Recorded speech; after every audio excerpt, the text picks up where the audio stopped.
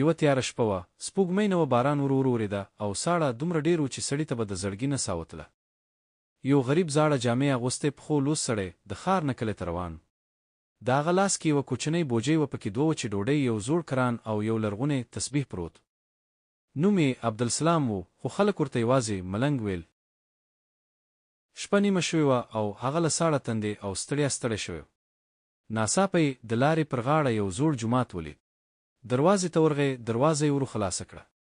دننه یوه سپینه ږیره لرونکی امام ناست و چې قران یې تلاوتاوه. ملنګ ادب سره سلام وکړ او ورو یې ویل: مولوي صیب، زه مسافرم، لاره اوږده ده، باران هم ډېر دی، که اجازه راکړې شپه دلته تېره کړم. مولوي صیب پرته له دې چې سر پورته کړي یوازې دومره ویل: جومات د خوب ځای نه دی، ولاړ شه، نور ځای لټوه. ملنګ هیڅ نه ویل، یوازې سر ټیټ کړ. بیرته ووت، د جومات مخې ته د باران لاندې تر یوې ونې لاندې کښېناست. جامې یې لمدې شوې، بدن یې لړزېده، خو خوله یې بنده وه، شکایت نه کاوه. په همدې وخت کې یو زوړ نانبی چې هر سهار به د جومات سره ډوډۍ خرڅوله راغی. هغه سړی ولیده، ودرېد او ورته یې وویل: وروره، ته ولې باران کې ناست یې؟ ملنګ ورو وویل: زه مسافرم، جومات کې مې ځای ورنه کړ، بس شپه دلته تېروم. نانبی یې له سترګو د عاجزۍ او ادب څرک ولید. ژر یې وویل: راځه، زما کور ته ځو، هلته به تا ته لږ ډوډۍ او د خوب ځای وي. غریب یم خو زړه مې خدای دی. ملنګ مسکی شو، ولاړ او د نانبی سره روان شو.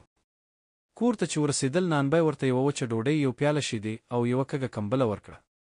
ملنګ ډوډۍ وخوړه، شکر یې ویست، تسبیح یې وڅرخاوه او ویل: ستا کور دې تل ودان وي، ته پوهېږې زه څوک یم؟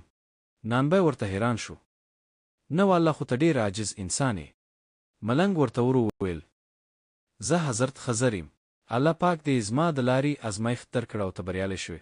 ته د خپل کلي د نجات انسان یې، ستا رزق به هیڅکله بند نه شي او دا جومات چې تا ته ځای ورنه کړ هغه به له خیر نه بې برکته شي.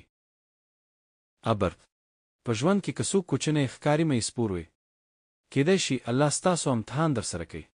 کوم چاته د شپې ځای ورکول، یو لوښی او بیا یوه ډوډۍ ورکول، کیدای شي ستاسو قسمت بدل کړي.